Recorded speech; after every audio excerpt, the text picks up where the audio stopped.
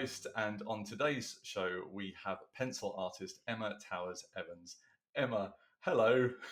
Hi, Chris. How you doing? Well, I'm doing just well. The reason why we're laughing, everybody, is because we've just spent half an hour recording this podcast, and then I realized that my microphone wasn't actually on.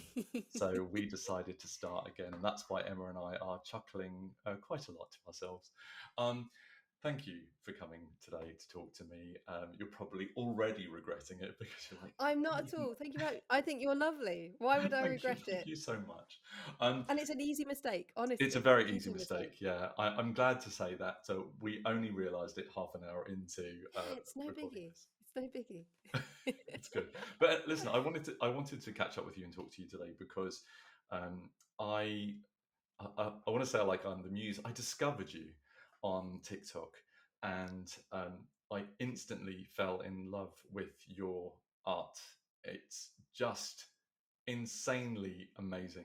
Thank And you. Thank for you very much. anyone who wants to look at this whilst we talk about Emma, if you go to eteportraits.com, that's correct, isn't it? Yeah. That is it. That's So the go to one. eteportraits.com and have a look for yourself. So the medium is hyperrealism. So for those of us who are not in the art world and may not know of it, can you give a description of hyperrealism? I can. Yeah.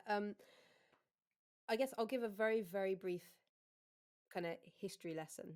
As I understand it, I may be wrong. But my understanding is in the 60s, uh, a genre called photorealism appeared. And, 100 years before, the camera had been invented, and that kind of revolutionized art. Artists reacted by becoming, you get all of the impressionists and all of these different movements of art come in shortly after the camera is invented because it really brings into question what is the role of an artist.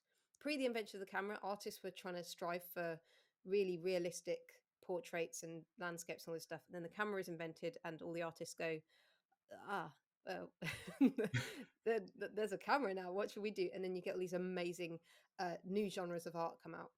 In the 60s, photorealism emerged. Most notably, I think Chuck Close is, if anyone's heard of a photorealist, it's probably Chuck Close.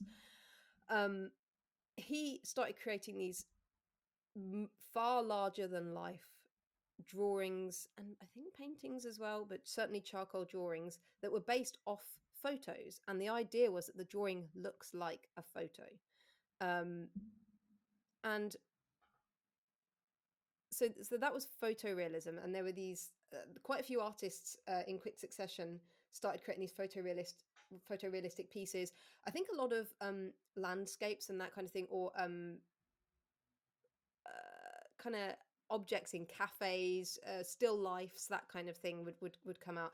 In the 70s, the phrase hyperrealism was coined, and as I understand it, the idea with hyperrealism is that you build upon the ideas of photorealism, but you delve further.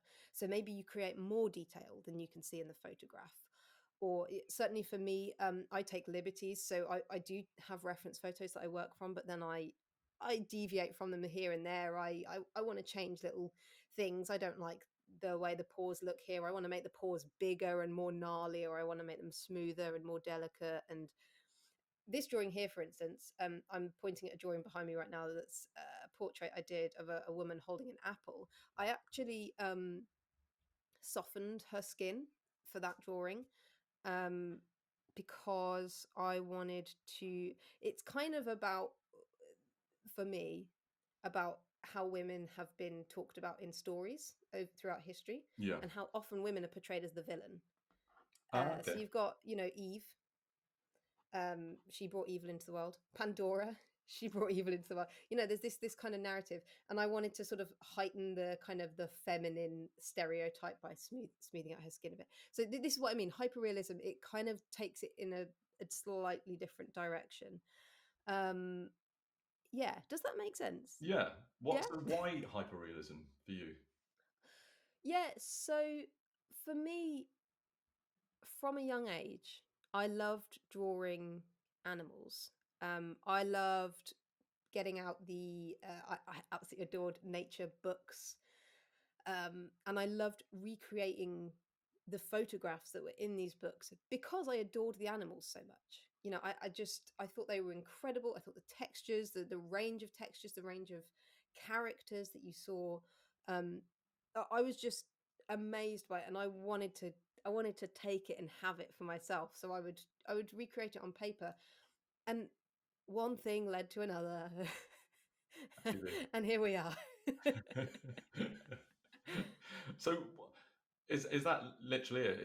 You got hooked because you just fell in love with animals, essentially?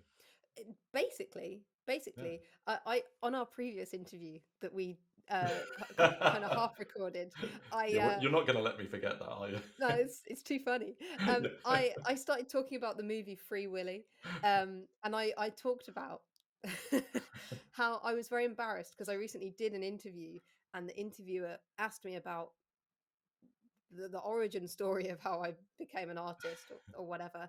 And I talked about how when I was 3 years old, I was given for Christmas the movie Free Willy. And I just thought orcas were incredible. I thought they were these amazing animals. They are. And to this day, actually, I adopt an orca through the charity WDC, who I would highly recommend for people who care about cleaning up the oceans. WDC, We'll put it in brilliant the show charity. notes. Thank you. Yeah, it's such a good charity. Um, but I loved killer whales, and from age 3 I was drawing killer whales because I was obsessed with them. And so yes, it did the love of drawing very much came from a love of animals and wanting to take a bit of them for myself Yeah. without taxidermying them, Yes. Well, which is an art form in itself. which is an So, art form in itself. Yeah. so what are some of the unexpected challenges of this medium? Because I mean, I watch you drawing, and I mean, it really is a sight to behold because you make it look incredibly easy. I mean, for those listening, I actually showed Emma two two canvases that I'd done during lockdown because I got super bored and I decided to give it a go, and they weren't great. I mean, they're not bad, but they weren't great. But I watch you and I watch the level of detail. Um, and of course, with that comes a level of experience. You know, you haven't just started this, you've been doing it since you were what, 2 years old? Yeah. So you've been doing it some time. Quite a long But time. but for you, what are some of the unexpected challenges that you see when you do this? Yeah, a big one, a big unexpected one, because there are some that are, of course, expected, like drawing something that looks like a photo has Yeah. inherent expected challenges. Yeah.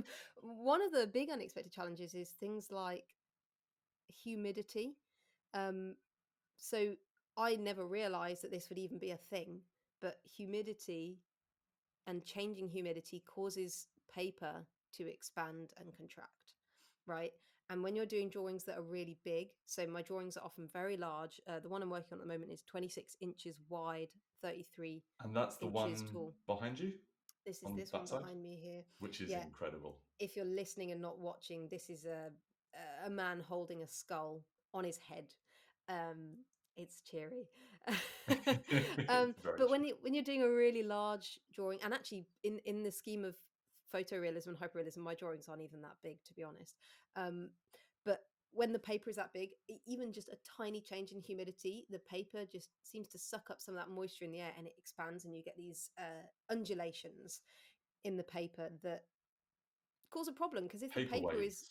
paper waves, yeah, if the paper is waving, it wobbles about when you try and draw on it, so it's very irritating. One of Yeah. the things I actually have to do to overcome that is I have a oil heater in here all the time, set to 17 degrees, I think, so that if the room gets cold than 17 degrees, that kicks in to stop the paper. It seems to be when it gets, I don't know, does anyone know this? When it gets colder, does the humidity go up? I don't know.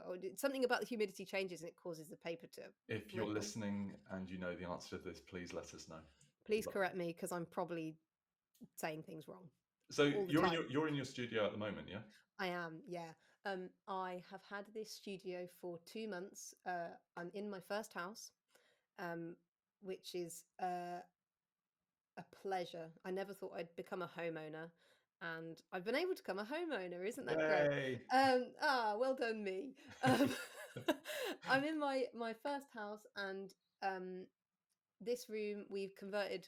It should be a bedroom basically, but I've painted the entire room black, including the ceiling, which a lot of people went, "Don't do that!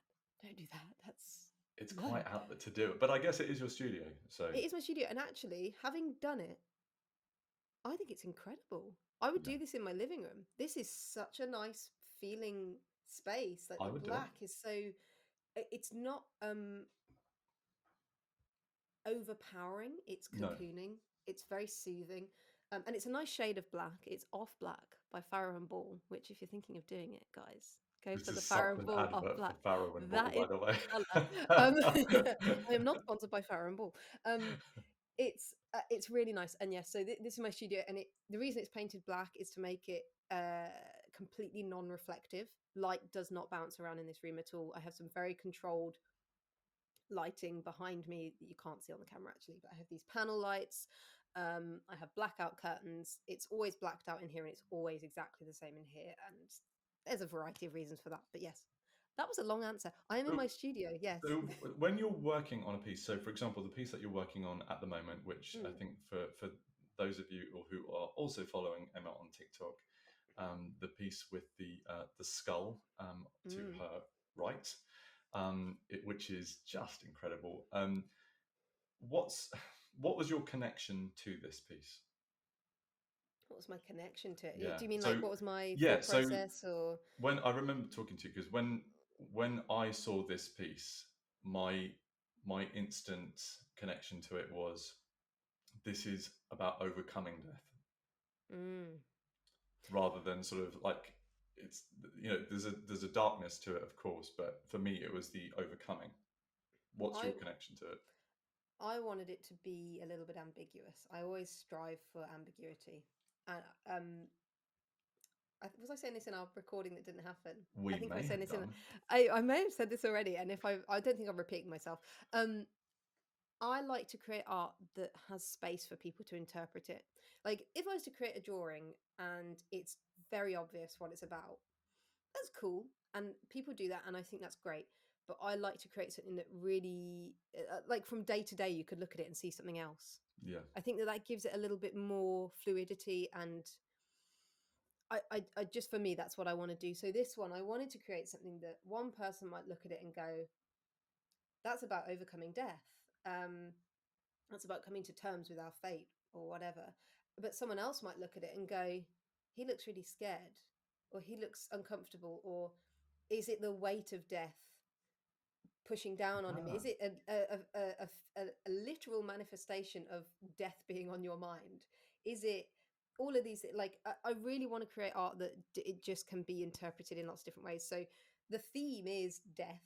If you see something else in it, of course, then that's great. That like it can be whatever you want it to be. But yeah, for me, it's about both of those things, because for me, my relationship with death has changed.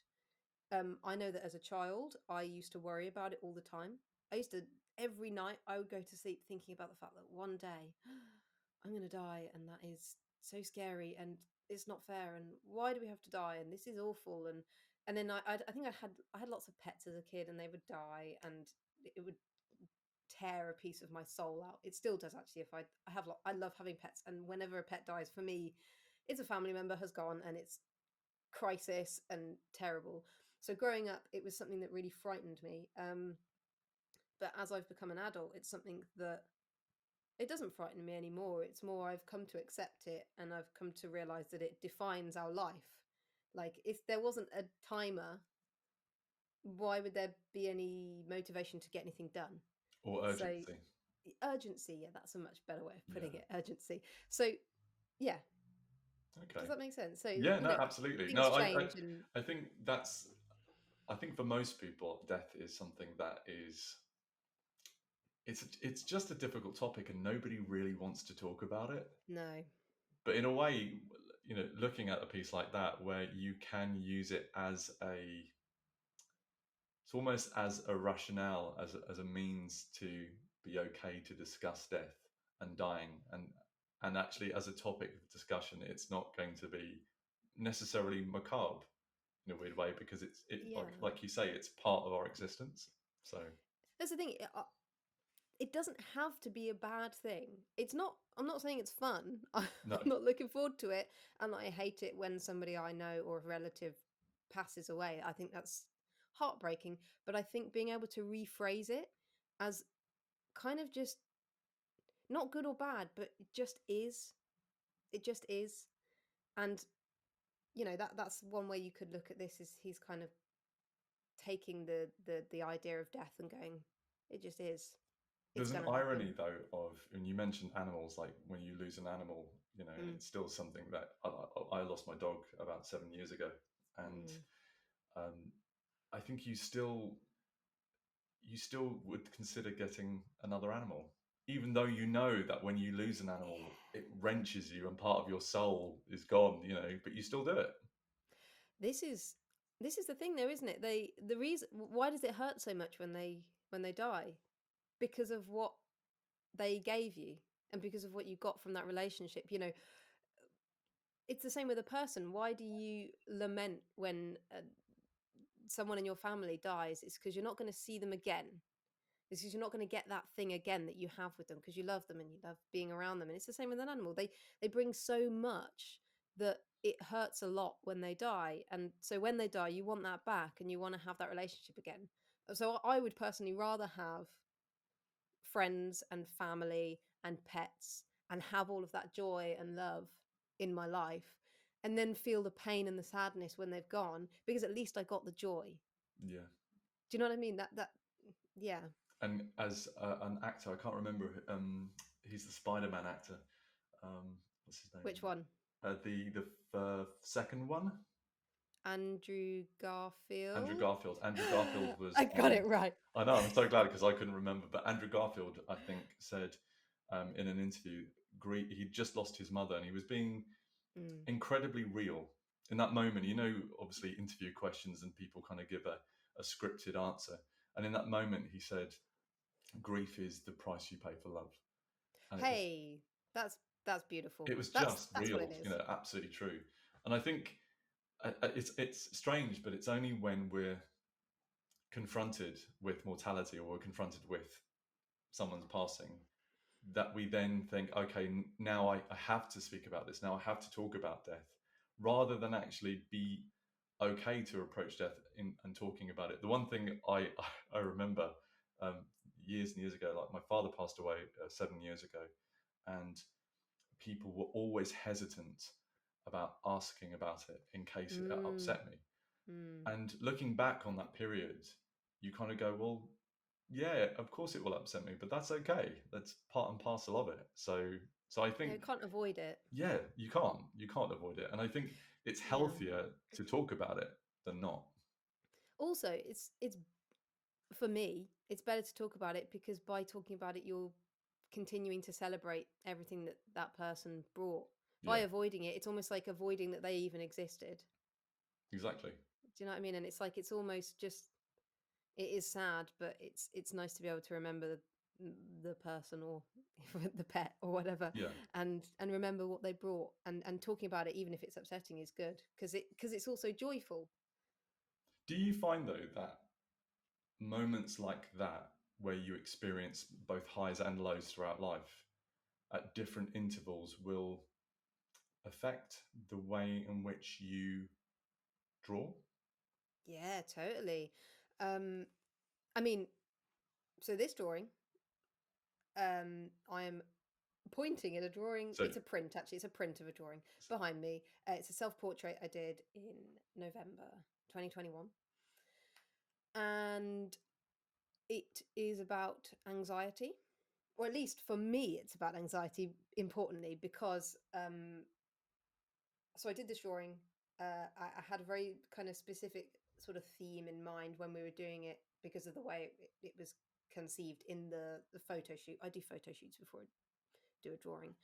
I finished the drawing and I put it out online, and lots of people online were actually saying, "Oh, this is about domestic abuse," and I see domestic abuse in this piece, and lots of different interpretations. But for me at the time, it was about anxiety, and I have struggled lots throughout probably the last long time, uh, experience anxiety in lots of different forms. So that definitely was something that influenced the creation of this piece. Um, and I think if I was going through the kind of completely incredible period of my life, I'd want to create art that showed the joy of what I was feeling. Like, my ideas come to me when I'm trying to go to sleep, mainly. And I think they're often fed from my subconscious, and my subconscious is what it is at that point in my life. So if I'm unhappy, unhappy things are going to come into my mind, and if I'm really happy, happy things are going to come into my mind. And So are yeah, you able to look back at your artwork at various different years and go, oh, that was the time that I felt this? to an extent. Do you know what I do get when I look back at artwork is I remember the music I was listening to. Oh, really? So there's a whole because each drawing basically takes 3 to 4 weeks, sometimes longer. So this self portrait took that's behind me took 6 weeks. This one is going to take 6 weeks that I'm working on right now. And during that time, I often obsessively listen to an album or music. So if there's a new album's come out and I really like it, I listen to it 50 times just in a row. I just love it. Yeah. And I'll listen to it until I can't stand it anymore, and then I'll never listen to it again. But when I look back at a drawing, I'll often get a picture of what podcast series did I listen to, or what album did I listen to, or what was the overall vibe. Um, so I have some drawings from when I was at college. So this is over 10 years ago, and I was very unhappy at college. I just like completely burnt out and having a bit of a meltdown. And I listened to just the full Radiohead discography over that 2 years, just again and again and again. I could really, it was me, right? I think Uh, Radiohead is designed for that, to be fair. yeah, Tom York in general, I think was just quite unhappy throughout quite a lot of those Yeah. albums, and you can tell. But I think it's why a lot of people love them so much, because it's so relatable. Like it just comes through in the music and the the lyrics and the way he sings and the way the other musicians play, and yeah. But I'll look back at things I made at that time, and I'll literally hear, you know, Amnesiac, or I'll hear Kid A, or I'll hear different albums, and Yeah. yeah. In the course of your career thus far, what are you what are you most proud of that you've achieved? I would say that's actually the fact that it's my career is the thing I'm most proud of. It, Because at was this school, meant to be just a like hobby for you originally? well, it's not even that it was it was never conceivable to me that it could be a job. Yeah. So at school, you go to your careers advisor and they ask you a bunch of questions, and then they say, "Oh, you should do this job. You should go study this at Mine said I was university." suitable for retail. Retail. Ugh, That didn't work out. no, that I can't remember what mine said. It's something very academic, and I can't stand that. I think it's good. Like you've got to give people something to focus on. Are you booky? I'm dyslexic. Are you, you can still be dyslexic and booky. I'm not very booky. I struggle. I have many books that I've started and not finished. I love the idea of reading books. I occasionally have a book that I can really lose myself in, but I actually just really struggle with reading in general. If there's any noise or anything, I just Yeah, it goes, it just comes in and then out. straight back out. Yeah. It doesn't stay. So I really struggle to follow a book at all. Um, and actually, as a kid, going back to what we were talking about earlier, I loved the picture books. Yeah. It was always the picture books. I just loved the pictures, and I got so much from the pictures, and the words. I never read the words, like because I just couldn't process the information and get anything from it. Um, but yeah, careers advice. It was never, at no point does anyone go, "Oh yeah, you should be a professional artist." because obviously it's crazy. Like most people don't become professional artists because it's not really a thing. There are people who do it, but it's not really a thing. So the thing I'm most proud of is the fact that I've been able to do that, even though there's no roadmap for it. No. And there was at no point like people going, "Yeah, yeah, do that thing." Um, with me, it's both me and my partner. My partner Nick works with me full time on this, and together we've worked out how to do this. How do you make money making art? And it's not just how do you make money making art. What I'm really proud of is that we make money making art that I want to make. Yeah. Before I did this, I was doing commissions part time. So people get in touch to have a family member or a pet that they would like me to draw. I would draw it, and that's lovely. And it's a service kind of job where someone pays you to do something, and then they get a custom thing from it. Yeah, of This course. is me just literally going, I want to draw a guy holding a skull on his head. As you do. As So, you do. this is your friend Leo, who has Yeah, posed yeah. for this. So take me through the process. So you would take stills first of Leo with a skull on his head. Do you want to know the process? I'll give you the process because it's quite an this one's a particularly interesting one. Step one, come up with the idea. Step two, think about the idea for like many, many weeks and refine details and refine what it's about. Because if you can pinpoint what it's about, you can then tap into the theme in subtle ways. And then you find a model. I thought of my friend Leo because I knew the drawing was going to have a skull, and Leo has a very angular face. He's quite thin, and he's got these very defined cheekbones and defined He's very brow. handsome. He is. Do you know, he'd never done any modeling before, and he turned up for the photo shoot, and we got all the lights on him, and we were just like, "You're good at like this is good. Like you look great." And he's got that great. Often you'll see models have quite an unconventional look, but they Yeah. look great, and I think he's got that. So I was surprised when we actually um got to the photo shoot and got the lights on him and everything. It looked so good. So you pick the model, and I picked him because I thought his face would suit what I had in mind. Um, and then I had to find a skull, Which you which obviously had lying around. I found it in the garden. As you No, were, just dug it up. Yeah. it was extremely difficult. Like because I wanted a real So skull. this you used a real skull. Yeah, and I did that because this is larger than life by 4 times, 3 times. Yeah. It's quite a bit bigger than life size. If you use a replication skull in that kind of scenario, things Okay. like the sinuses, the idiosyncrasies, and all of these things, they just don't translate. It looks fake. It doesn't look real. And it was important to me that it looked real because it is quite harrowing. It's a horrible thought, like the thought that we all have a skull in our head. And I wanted to kind of tap into that, like this ugh kind of feeling when you see it at first. It's like, oh, it's an actual human skull. And you can't really tap into that if it's a replication. There's something No. subconsciously that it's not the same. How did Leo feel about a human skull sitting on his head? So relaxed. He's a very relaxed guy. Leo And sounds amazing. he's great. He's very chill, and Props to Leo. yeah, I was freaked out by the skull because we had to find a skull, so I Yeah. had to do a lot of research on first of all what's the law, what's the legality of this, how does that work? Human remains, Sorry, I just have this viewpoint of you in a graveyard digging up and someone's that's how it body. happened. That's how we got it. It's illegal. We couldn't source one, so we went to the local graveyard and dug one up. Great.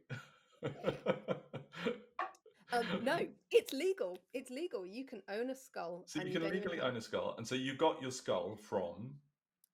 We got our skull from the Morbitorium in Wales. It's a little shop in Wales. It's this guy's basically converted his entire house into a shop for scary oddities. That's the only way I could say it. It He has sounds human cool. skulls. He had real spines, human spines, like on the wall. He had loads of taxidermy and really scary shit. It was. well, it was a creepy place, but it was great. Okay. Um, and we had to drive for 2 hours to get to the Morbitorium. Uh, we hired the skull. I didn't want to buy it. I nearly did because I thought it's a nice story, but actually, when I turned up at the Morbitorium, my hands started sweating straight away, and I was like, "This is actually having quite an impact on me." And Yeah, but that's the point. That's exactly what I wanted to capture with the drawing, which is why it had to be a real skull.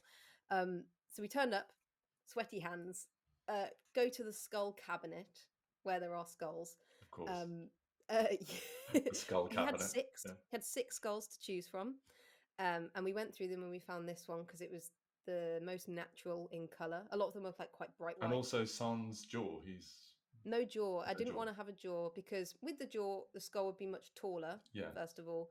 But also, I think about kind of a lot of depictions of skulls and they have the jaw, and I wanted it to look more like you had dug it up in your garden or you'd come across it.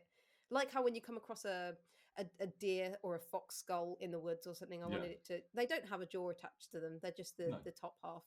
Um, so anyway, yeah, we went and got the skull, picked one that visually suited what I wanted to achieve, and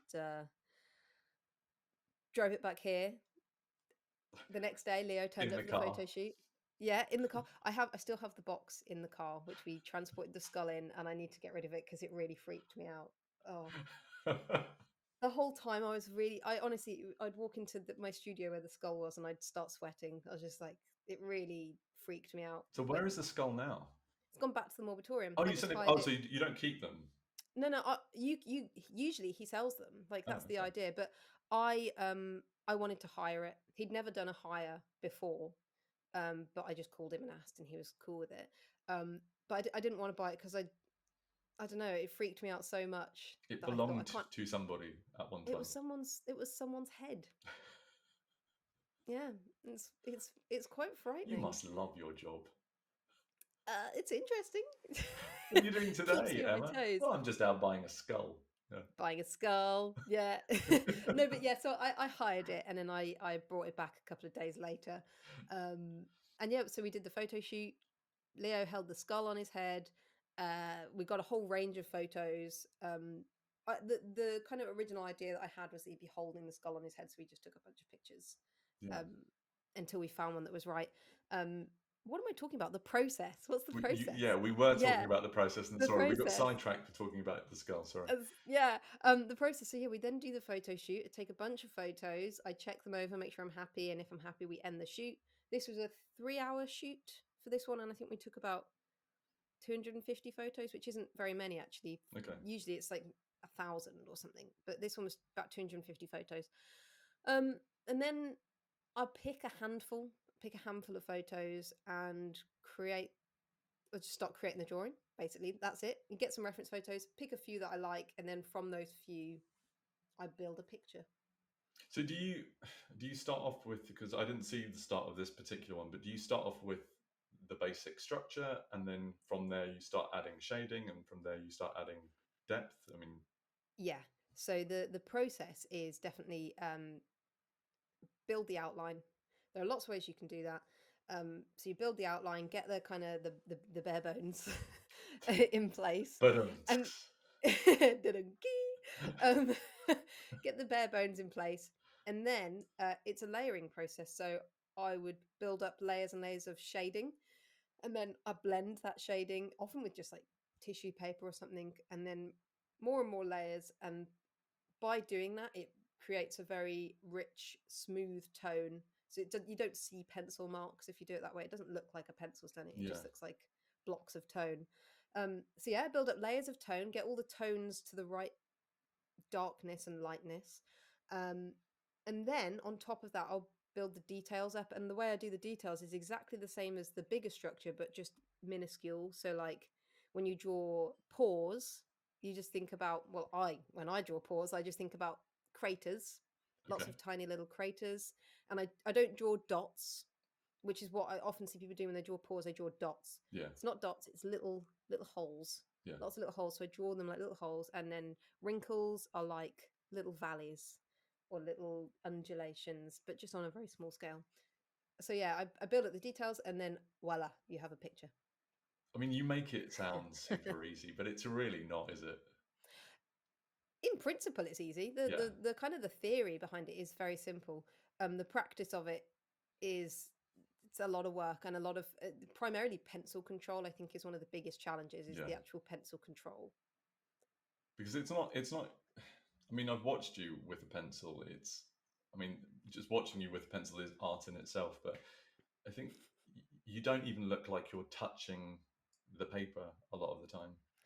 No, often I'm applying very. It depends on the part of the drawing. The background, which is like a rich black, that's full pressure. Yeah, That's a lot. You want to of get course. all of the pigment down on the paper. But when I'm doing the layers of shading and the details, actually, I'm often using uh, a grade of pencil that's a little bit too dark. So, like, let's say I want something to look a certain tone. Sure. I'll pick a tone that's two pencils darker and then just apply less pressure. Okay. And then that means I can then blend it into the paper. Mm, I'm getting a bit too technical here. No. Sorry, guys. But yes, I don't apply I don't apply a lot of pressure a lot of the time, because it's kind of a quite a delicate process, and because it's a layering process, you don't want to just stick it on there No. full force. You delicately put it on and you build it up. But yeah. Exactly. If you were if you were to go back now in time, if you could go back in time, and you could communicate one sentence with yourself as a child, what advice would you give yourself? That's a Mm, tough one. that is a tough one. I mean, there are lots of bits of advice. I think one big one that maybe is really obvious is don't worry about what other people think, right? Like, because I think for me, that's just always been such a limiting factor. And I think Okay, it's for most people, like worrying about what other people think. It affects how you behave, it affects the decisions you make. I do. Um, I do. I have to admit yeah, that I was going to say we said this, we talked about this before, but on our previous on our interview. previous interview that no one will ever hear. Um, but I talked about the sort of idea of anxiety, and if anyone ever says to me, "Do you have anxiety?" the answer I typically normally give is, "No, actually, I don't really have anxiety," and that's not true at all. Like I do have anxiety, um, and I think for me, one of those things is just simply the the difference between my Radio 4 voice and doing the hello and welcome to and then there were humans. I'm your host Chris, and on today's show, and it's that really sort of subtle, subdued thing. But the reality is that I don't always sound like that, and I make mistakes, and I bugger up, and I say the wrong things, and I don't put the microphone on, which is a huge one. But then for me, it's always a cause of anxiety because, of course, people expect you to sound a certain way when you're speaking, and then when you don't sound that way and you just speak as you normally do when you're with your friends, you do sound completely different. You know, you You don't broke sound character. exactly, yeah. And the Yeah. thing is, I guess in a weird way, I'm both. You know, I'm both of those people. I can do that voice and I can be that. You know, I'm a clinical hypnotherapist, so my background is being able to deliver a you know a certain sound and a certain volume and tenure to your voice. But then, of course, there's the real me, like the me that sits here and gets it wrong or sounds different. And I think it's always been a cause of anxiety for me. So I'm always reminded though of the one phrase that, and I tell everybody this is just remember in terms of expectations that people have on you, the opinions of others are none of your business. And when you allow that to permeate your head and just sit with it for a moment, you realize that everyone around you is going to have expectations of what they think you should do and how you should, in your case, draw and how you should present yourself. And it's the same thing for me. And I just think I can't do that. I can't be that individual for you, because it's coming from you. It's not coming from me. So yeah. None of us can do it really. I think everybody puts a lot of pressure on themselves, and maybe it's a reason some people crack sometimes is because there's this huge amount of pressure to, um, yeah, to be what is expected of you. And I think when you think about it, as a society, there is a lot of expectation. Like there's the expectation that you, I don't know, you go and get a degree, and then you go and get a job, and then you find a partner and you marry them, and then you have a few children and you buy a house, and then you work your job, and maybe you get a couple of promotions, and you should probably have this certain car because it's a nice car, and you Yeah, should uphold certain appearances of, are you doing the normal expected things in society? yeah. And then you retire, and maybe when you retire you go on a few cruises and you have some nice holidays, and then you die. I was waiting for that last bit, and then you And then die. you die. Then you get But skull on your head. that's literally, and then you get this, then you die, and then your skull becomes a piece of Yeah, and art. then an artist walks into a shop one day and buys this skull that used to be Buys your you. head. Yeah. Yeah. No, but I, Uh, I, I do think that but it's true. But I do think that there is an expectation on you as an artist to deliver a certain type of art now, or do you feel that you can change medium if you want to? That if you decide that actually hyperrealism oh, isn't going to be the thing that you always do, can you go to another form of art now? probably not yet. Okay. It's a big consideration actually, and I think this, my career as an artist is intertwined with my existence online. So my Okay. TikTok, my YouTube, my Instagram, whatever else. And therefore, I've gathered lots of followers who have followed me because of what they've seen. Yeah. So if I suddenly change what I'm doing and what they're seeing, those people might no longer be interested. True. Likely, actually, a large percentage of those people will no longer be interested. And that's risky for me because the way I earn my living is through those platforms, and Yeah. through outreach through those platforms. A very small percentage of people like it so much that they go, I want to buy a drawing, or I want to buy a print of your drawing. And yeah, so if I suddenly just change tack now, that's actually quite dangerous. Now, I think within my niche, I can experiment. So last year I did, I mean, this is a great example. Last year I did a series of cats called Felidae, which is the overarching name for the family of all of the And these are on the cats. website. Yeah. They are. They're on my website. If you go to like the portfolio page, you will see. I think all the drawings from the Felidae series are on that page. Um, so I did all these cats, and through those cats, I picked up a lot of followers on TikTok. And then at the end of last year, I was like, I'm going to draw some people now because I love drawing people and I want to do that. And I had so many people. They didn't like, people didn't hate it or anything, but they were like, when are you going to draw more cats? When are you going to do more cats, more cats, more cats? And it's because I picked up a bunch of people who are interested in a very specific set of things, is hyper realistic drawings in pencil of cats. So by changing to people, I've changed one of those criteria, and now I'm doing hyper-realistic pencil drawings of people. So it's a slightly different niche, and yeah, at the moment it probably would be risky. Maybe 10 years down the line, when I'm just generally more established as an artist, So probably. where can you go in terms of, so for example, at the moment, I look at your work and think this is insane. Like it's insanely good. Like Thanks. everything, and I'm not gushing, but it is. I mean, I was showing it to my other half, and he just looked at it and went, "Photograph." I went, "No, it's pencil," and he's like, "Oh, oh." Where do you go from there? Is there another? Well, Is there more excellence to your work, or I see what you mean. Where I go hmm, is different themes, okay, different, so I explore different themes. I at some point would like to start exploring with surrealism a little bit more, so taking things that are just a little bit not real. And I don't mean visually, I mean in terms of it couldn't be real.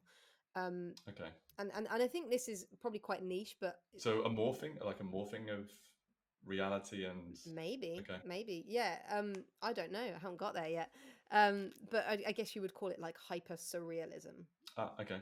So that's a phrase that I've heard people throwing about anyway. It's not one that you um just created. No, no, I'm not that good. I don't come up with actual words for things. But yeah, that's one place I could go. Another place I could go is over time I would like to explore different things, but I think it's a gradual process. Okay. Um, and again, like as I consider myself to be very early in my career. When I'm more established, I will feel the ability to have a little bit more freedom. Yeah. But when you're just starting out, you don't want to start being really wacky straight away because it'll throw people off and it'll confuse people. Mm. Okay. Getting How? into the details of like brand identity Yeah. here. It's a good brand.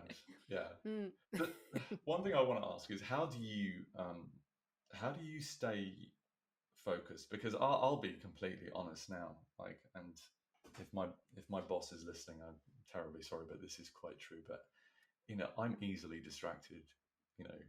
During my day, like if I'm working and something happens over here, I'm like, oh, great. How do you stop that? I mean, are you easily distracted, or can you focus very very easily? Yeah, right. So, first of all, because I'm a social media person, by necessity of my art, I spend a lot of time on social media, which means I have fallen victim to what I believe many millions of people have fallen victim to in the last few years is a massive decline in focus and attention span. Yeah, Yep, yep, yep, yep, yep. It's amazing how quickly they get you. They get you, and then four I find seconds. myself, yeah, I just find myself every day now just being so easily distracted, Yeah, by silly things, or like my phone goes ping and I'm like, oh, my phone's gone ping, what is this? And it's like, it's crazy smudge. how, yeah. Yeah. So when I'm drawing, like as a kid, etc., I always had this incredible sense of focus. So when I was drawing, I'd just draw for 10 hours just in one sitting. It's weird, it's very strange. So that always came easy to me. As I've grown up and my brain has been mushed by the internet, I've had to develop strategies for sure. One thing that I do, which I can do, and you definitely can't do it with all parts of work, but it's a great thing about what I do. I listen to stuff as a way to hold my attention. So I'll find a podcast series and I'll listen to the whole series in a day, or I'll find an album that I love and I'll listen to that album, or an artist and I'll listen to their whole discography, or whatever. I listen to stuff, so I'm always listening to something when I'm drawing as a way to hold my attention, and also as a way of just habit pairing. I like listening to things; it's easy, and I don't always want to draw because we don't always want to go to work, and it is for me work, and there's not this kind of thing of always wanting to be drawing. Definitely not. I want to be in the garden, and I want to be eating pizza that my partner's made for me. I was going to say making pizza, but I I thought you were can't going to say say that because digging I up skulls, but yeah, dig skulls, love it. Do you know that I used to live by some woods, and I would go for very long walks for like 3 hours in this very small patch of wood and just trawling the floor, like yeah, looking for interesting things, and I would find skulls and stuff and be like, oh wow, look at and this. then bring it So home with you. my partner wouldn't. He's not into that at all. So I wouldn't. Strange. I wouldn't to respect him. I would leave it there because we have when we've been out together before. I have found things and he's gone, "Don't touch it. No, don't touch it." And I pick it up and like, "It's not dirty. Look, it's just a skull." And yeah, um, So Nick has been a rock, put it that way, in terms of like work. So you do, I guess you do work together in that sense. yeah, um, yeah. So I draw and come up with the concepts. Though sometimes he is involved in that stage as well. I tell him my ideas before they've developed it all, and he either goes, "I like it" or "I don't like it." Okay. Often he says, "I don't like it," and he has it like we often have opposite thoughts of what I should be doing, which is good. I think that's healthy. Yeah. And if you think about like how the country is run, you have a parliament with two opposing sides, and between the two of them, we find a middle ground that works quite well. Okay. Um, I think it's similar. Like we often disagree on things, but healthy disagreement. So it is Um, collaborative. very, Yeah. yeah. It's not just like it's not just me going right. We're going to go and do this. Come with me. It's it's like I'll come up with something, and he's like, "Are you sure?" is that a good idea? Or you like, and then I have to justify to him why it's a good idea, which is good because it means that I know that it is a good idea. And if I can't justify to him why it's a good idea, then that brings into question the whole rationale behind something. But yeah, it's very collaborative. So I do the drawing. I do a lot of the social media, though he probably does about 30% of the social media stuff, and then he does everything else, like It's everything well, else. it's a lot. I mean, I'm only Yeah. very new to the whole social media side of things in terms of actually doing stuff, particularly on TikTok. And I love Mm. TikTok. It's great. It's a great medium. Um, but there's a lot of work to it. You know, you have to be quite committed to regular activity, and you really do regular activity. You're pretty much there Monday through to Friday, 6 till 8:30 ish in the evening, and you're delivering, and it's Live live. streaming, So yeah, it's not yeah, like you can, roll your eyes and just go, oh, "I've had enough today." You can't really do that. It's just something you have to do. yeah. And sometimes I'm not in the mood. Got to turn up. What's great is on the TikTok lives, there's a community of about 30 to 50 people who are there most days, and they are And lovely. they're super. I was going to say they're super friendly. They're so nice. I think um, online can be vile, right? Because of anonymity Yes. and whatever else. I'm sure there's a lot of research into this and why things are the way they are, but it can be just a disgusting place. And I'm a strong believer of trying to create an environment that is welcoming and friendly and positive and relaxing. That's kind of my aim with the live streams. Yeah. And it's not to be like create something that's not real, but it's more to try and just combat the other extreme end of that spectrum. So things that are not that. Have you got anybody nasty? On my lives, oh yeah, Really? definitely. Not very much, fortunately. TikTok actually, as a whole, is quite a friendly Yeah. platform. I think because it has quite strong moderation. How do you A lot. deal with it though? Um, I, I think I've learnt this the hard way, but also I've since read about this. If you get trolls, you just don't engage. Yeah. Don't engage. I've had a couple of times like people tell me I should kill myself on my live streams and stuff, and Wow. yeah, like very very offensive things. But it is rare. What's great is I just block them when that Yeah. happens. You can block people, so that's lovely. But it is still extremely hurtful. It's such And a it's not just strange thing. it is strange, and it's not even just like someone saying kill yourself. It's like someone saying it very viscerally how I should do it, and I was just like, what the hell? Like It's it's nuts. going to happen everywhere, but it's unusual on my lives on TikTok. And for the people who do that, it's obviously it's not me, it's them, Yeah. and obviously they're unhappy and trying to. I don't know what they're Well, trying this is the thing I was to do. talking to you before about hearing the phrase call somebody out. We've all heard the phrase like call somebody out Mm, if they're doing something that's wrong and they shouldn't be doing it, call them out. But it was this concept of calling somebody in, and instead of sort mm, of having them up and embarrassing them and making a point of putting them up there and going, you did this wrong, and how dare you, actually calling them in is the more appropriate way of actually saying, teaching is actually teaching them why actually this is wrong, and actually rather than putting them on the spot, trying to help them and support them. And that's a really tough thing to do, because I think most people in that scenario just want to tell people to fuck off, because yeah, if right. you're being a dick, then you're being a dick. um, is that something that you do? Not so much on my lives. I did used to, Yeah. um, but I have come to realize that so there's a very specific environment on the live streams, and above all else, I prioritize that environment because it matters to me. It matters to me that there are people who are on a platform that encourages quick swiping and short attention span. There are people who turn up to my live for 3 hours and just watch that live for 3 hours, probably because they just want somewhere that's not It's super crazy. relaxing. I never Yeah, thought I did, and but when I saw it was alive, and I was like, so people actually just watch. They just watch Mhm. you work essentially. And as I was watching, I found myself relaxing. Like, see, I was super relaxed because I was like, just watching somebody do something that they genuinely are passionate about and love doing and have got obvious talent doing. And then obviously with the background music does help tremendously well as well. It's Hmm. quite hypnotic. Yeah. So that's important to me to maintain that, and it's important to me because for myself, it's important to have that environment.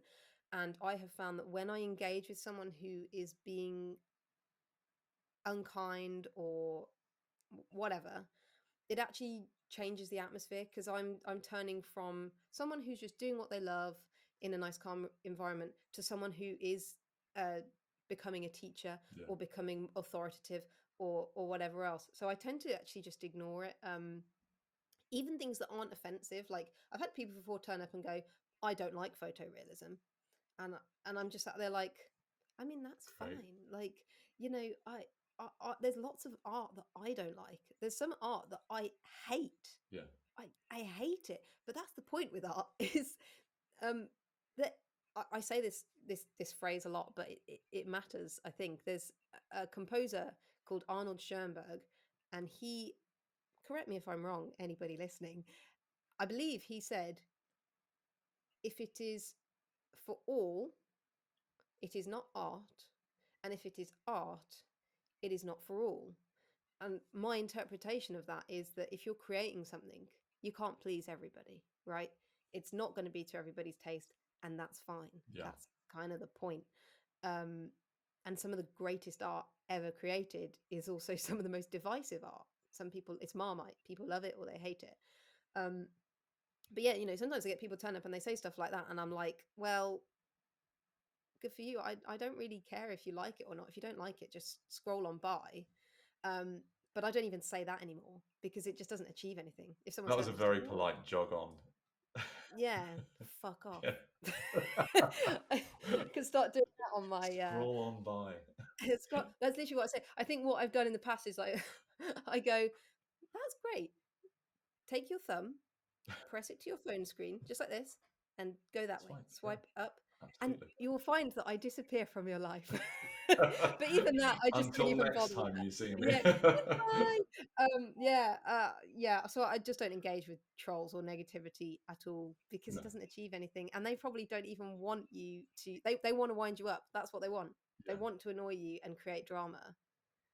Do So, you do you have a favorite piece of art?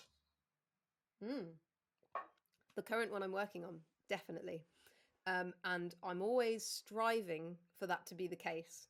So I'm Okay. always striving for my current piece of art to be my favorite one, Okay. um, as a way of trying to push myself artistically and thematically and all of these things. But genuinely, we did the photo shoot and we got the I got the photos, I stuck them in Photoshop, I played with them a bit, and I was just looking at it like, I love this.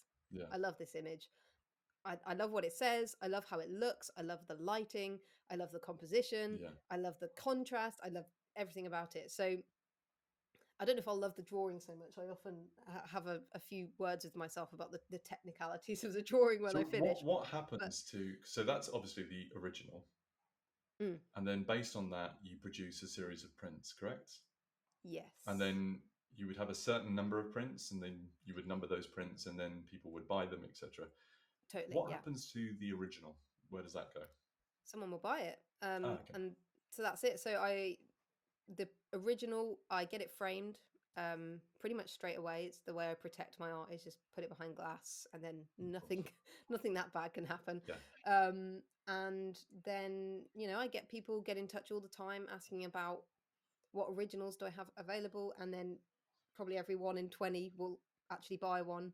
Um, and then they buy it and then I ship it off to them. So I've got art in America, all over the UK, Norway recently. Got art all over the place, and yeah, so that's where the original goes. I don't keep it. I can't store it. No, I was going to say. I don't have the space. So if you do want to buy some of your artwork, then people can just go to the website Yeah, they can just get in touch. and just get in touch. Yeah, there's so I don't list the actual drawings on my website. Okay. because it just gets complicated. It's like keeping on And top they're of all this not stuff. small, by the way. No. They're really.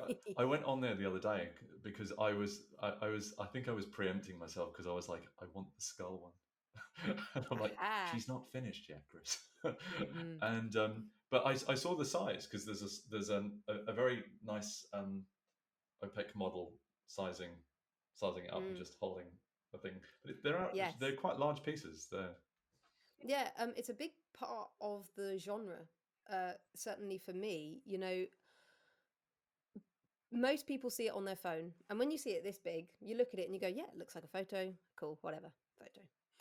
When you see it in person, first of all, it doesn't look like a photo. It looks like a very, very realistic drawing, and you can stand back at a certain point and go, "Huh, it looks like a photo." But when you get close, you can see the structure of it, and the illusion breaks down, and you start to actually see it for what it really is, and it's great, and it's something I really love about the genre as a whole. But the size is also important because what I'm trying to create as an artist is I'm trying to create something with a soul. Like that is my ultimate goal, is to create something with an actual soul. And the size of the art actually helps bring a presence to a room.